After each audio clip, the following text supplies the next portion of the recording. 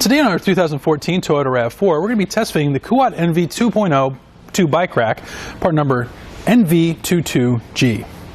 We already have a bike installed on the rack. Let's go and take a closer look and show off some of the features. The most prominent feature of this bike rack is the fact that you can tilt it away from the vehicle with the bike still attached. To do that, you want to hold on to the bike rack before you release it. Come up to this lever at the front, pull it towards you. And this is kind of a nice lever to have at this point here because a lot of the other bike racks will have it underneath the arm. It makes it a little more awkward to get to. Pull it towards you, let it come down nice and easy. And now we have full access to our rear hatch to get what we need with plenty of space on either side to do so. And plenty of clearance between the handlebars and the hatch itself as well. To put it back in its original position, we just lift up and it'll pop back in. How the bike actually attaches to the rack, we're going to have 2 points of contact. We're going to have this wheel hook up at the front, which is padded. We also have this wheel strap at the rear. This can be adjusted along the arms to accommodate different size bikes. Let's go ahead and take the bike off and set it aside. But before I do that, I did want to point out one other thing.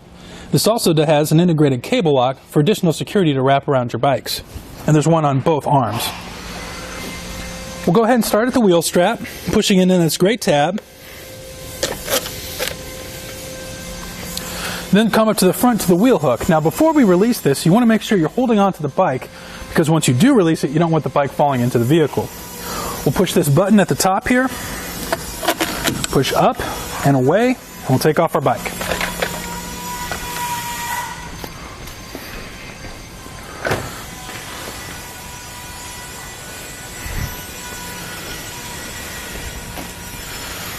Go ahead and fold up the arm here, up and out of the way.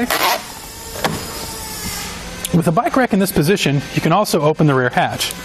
We'll take a couple quick measurements for you. Measuring from the edge of the bumper to our outer edge here, we've added about 32.5 inches to the rear of the vehicle. For our ground clearance, to this bottom edge, we've added about 19 3/4 inches.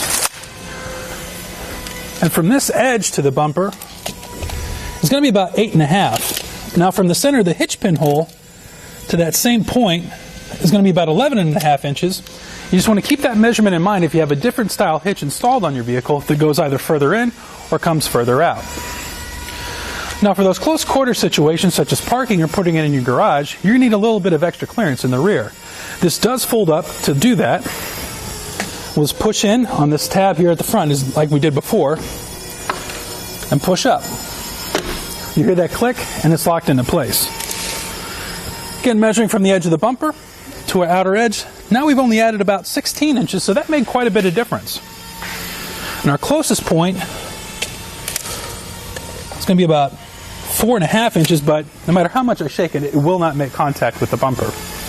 Another feature about this bike rack is this station here that can lift up and grip your bike by the frame so you can work on it either before or after your ride.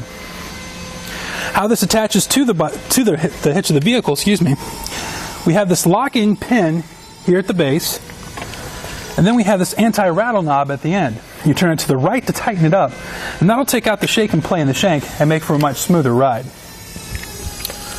And there you have it for the Kuat NV 2.0 bike rack, part number NV22G, on our 2014 Toyota RAV4. First we'll take it onto our slalom course. This will show you the side-to-side action, such as making turns or evasive maneuvers.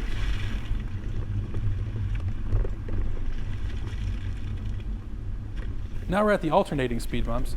This will show you how it looks driving on uneven pavement or potholes.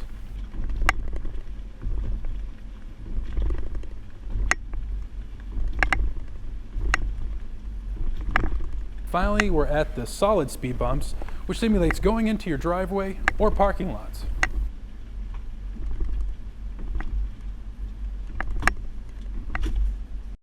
Click the link below to shop, learn more, or visit us at etrailer.com.